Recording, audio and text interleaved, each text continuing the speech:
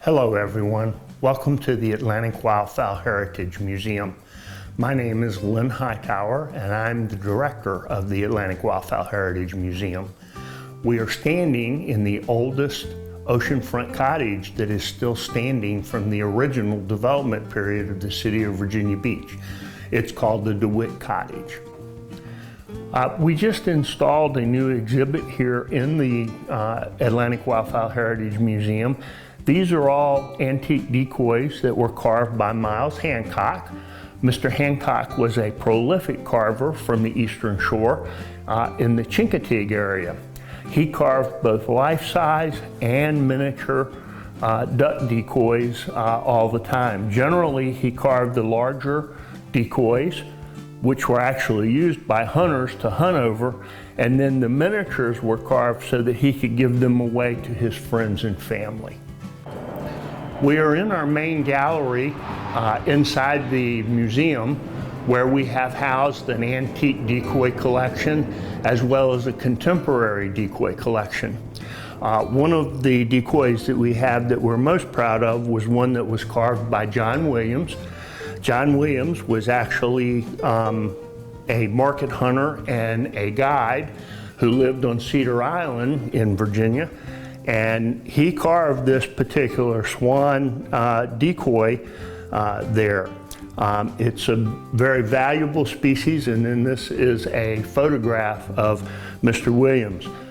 Some of our members are actually descendants of Mr. Williams from Cedar Island. We often get the question here at the museum, how does wildfowl relate to the history of the city of Virginia Beach? Well, it actually goes back to the end of the Civil War. At the end of the Civil War, the local farmers here were struggling to find something to do to raise revenue during the winter months. So they developed a technique of hunting called market hunting, and they used these very large guns called punt guns, which were mounted in a rowboat. And they would actually go out sometimes in fleets of 6 to 8 rowboats, and they would float up on rafts of ducks sitting on Back Bay waters very early in the morning before the sun would come up. They would put their dogs overboard, which would cause the ducks to get up off the water, and then they would set these cannons, these punt guns, off, and they would literally slaughter thousands of ducks at a time. They would then spend the rest of the day with the dogs picking the carcasses up off the water. They would take them back to the dock where they would breast out the breast meat, and they would pack it in salt in barrels, and then they would ship it to Philadelphia, New York, Boston, cities where there was a demand for wild duck meat on the menus in those restaurants.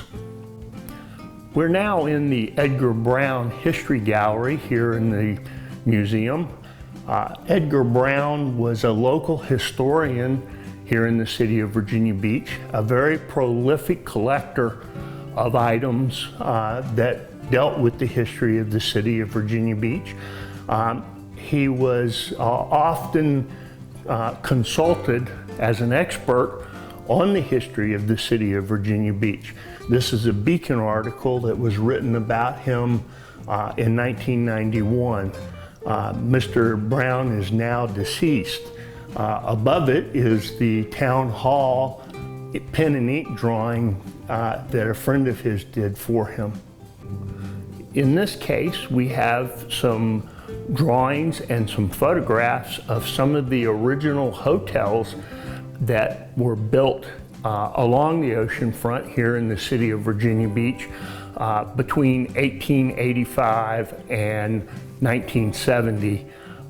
Most of these hotels, in fact all of them I believe, are all gone except for the Cavalier Hotel. They were all replaced with redevelopment that took place here in the city of Virginia Beach after 1970. We're now in a recreation room of a bedroom like the DeWitt sisters would have had here in the cottage. The DeWitt sisters actually operated the DeWitt Cottage for a number of years as a bed and breakfast. You could stay here for $1.75 a night or $7.50 a week and be right on the beach. We offer this room to brides who rent our venue and facility for their weddings so that they can use it as a bridal suite to get ready for their big day. We would invite anyone to come and visit with us and see the antiques that we have displayed in this room. I want to thank you for taking time to watch this video.